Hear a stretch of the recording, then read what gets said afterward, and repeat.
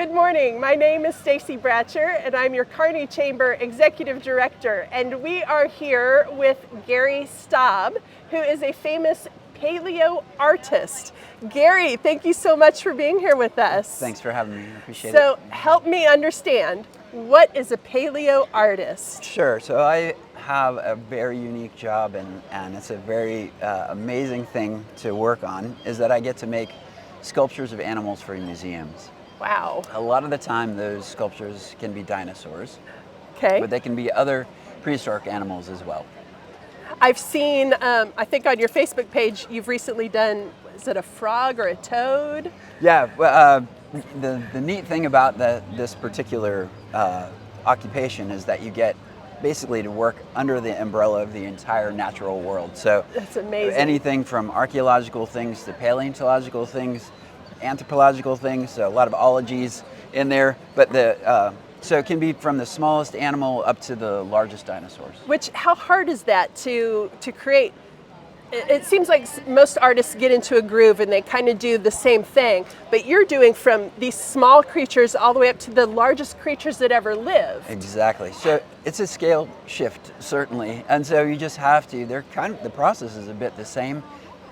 It just takes a little bit of it's a materials issue when you get to these large scales. So you end up using cranes instead of, things that you can hold in your hand. So we do work with some very, very large animals. In fact, the largest animals that have ever existed. So sometimes we have to have two cranes pick up things and semis, and I never thought Wow.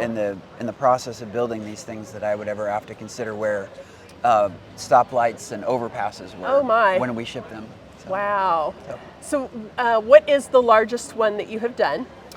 There's a couple that are in contention for the largest. We did a 75-foot long, 53-foot tall Brachiosaurus that's lifting the roof off of the Indianapolis Children's Museum.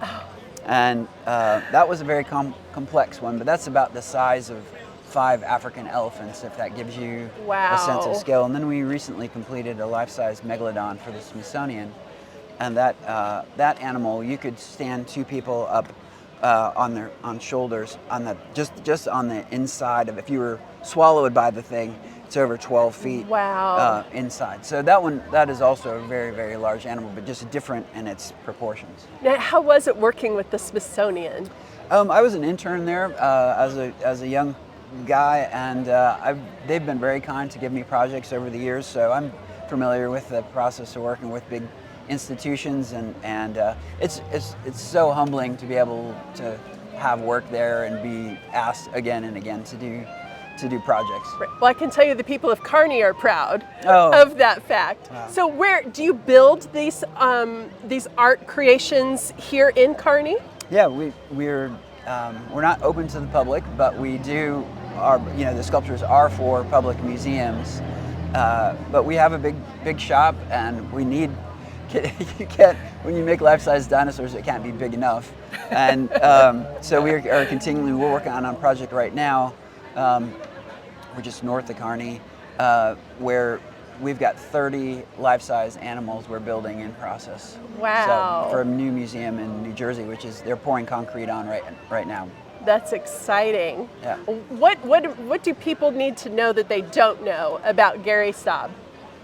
I come to this profession from just being super passionate about animals and about nature and about the wonder of the earth. And there's one thing that I can, impart to any students that I'm involved with or interns, is that the world is connected in so many incredible ways, and that it's just a privilege to start to have a glimmer of understanding and how we are all connected to it. Oh, I love that. That's fascinating. Now, one more thing. You have recently begun working with the Kearney School District and their LENS program. Can you tell us a little bit about that? Yeah, so LENS is Learning Through the Exploration of Nature and Science. And we have 3 classes right now, 3rd, 4th, and 5th grade.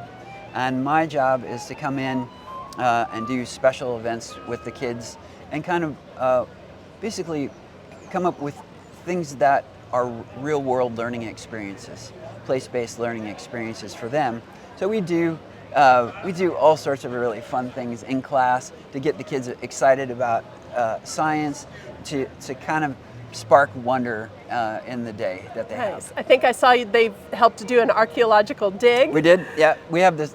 The beautiful thing about that setup is that there is a area that is perfectly aligned for digging, and so right outside of the classroom. So I bury artifacts out there and have the kids dig them up. They don't know. I'll give them a clue as to what it might be.